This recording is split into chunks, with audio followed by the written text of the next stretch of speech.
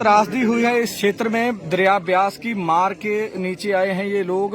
ये अक्सर ही आए साल इनका नुकसान होता है। ये अब पक्का हल ढूंढ रहे हैं, इसका कोई पक्का हल इनको मिलना चाहिए। आज सवेरे से ही मैं देश के गौरव पंजाब में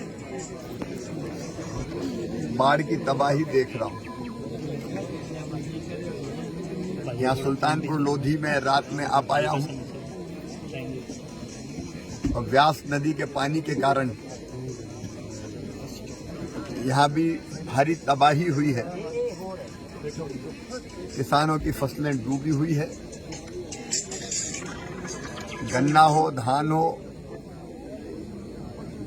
बाकी फसलें हो, पानी के कारण पूरी बर्बाद हुई है। और यहाँ मुझे बताया कि 1 महीना से लगभग बन्ना के यहाँ ऊपर बैठे हुए हैं।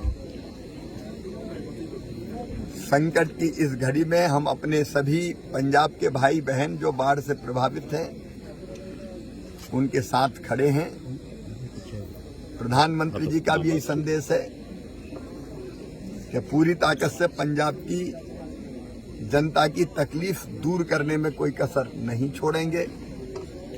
एक तो बाढ़ से जो विनाश हुआ है, कई जगह सिल्ट भी जम गई है खेतों में, वो भी एक समस्या है।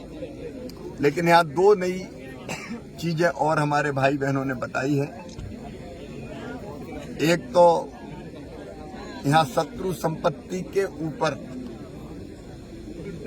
आजादी के बाद से ही लगभग इस जमीन को खेती योग्य बना के यहाँ किसान खेती बाड़ी कर रहे हैं, लेकिन उनके नाम पर वो जमीन नहीं है तो उनको मुआवजा और दूसरी सहायताएं नहीं मिलती।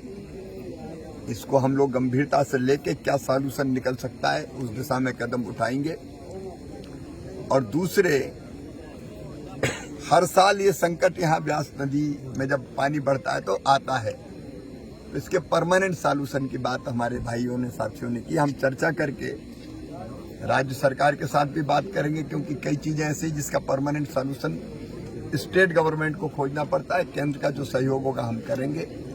अभी तात्कालिक रूप से राहत के काम चल रहे हैं और केंद्र सरकार ने भी SDRF के अंतर्गत यहाँ राज्य शासन को हर साल ही साल में 2 बार फंड मिलते हैं, एक बार जून में, एक बार दिसंबर में।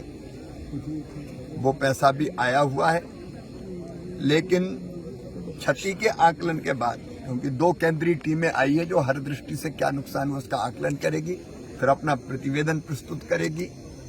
राज्य सरकार भी अपना प्रतिवेदन देगी, जनता के प्रतिवेदन आए हुए। इसके आधार पर कैसे हम इस संकट से अपने भाई बहनों को उबारने के लिए क्या क्या करें वो फैसला होगा। लेकिन संकट के पार निकाल के अपने भाई बहनों को ले जाएंगे, इसी संकल्प के साथ यहाँ आए हुए हैं। आज कष्ट है, तकलीफ है, परेशानी है, लेकिन मैं सभी भाई बहनों से कहना चाहता हूँ, पंजाब तो वैसे भी कभी निराश होते ही नहीं है। चिंता ना करें, संकट से निकाल के बाहर ले जाएं।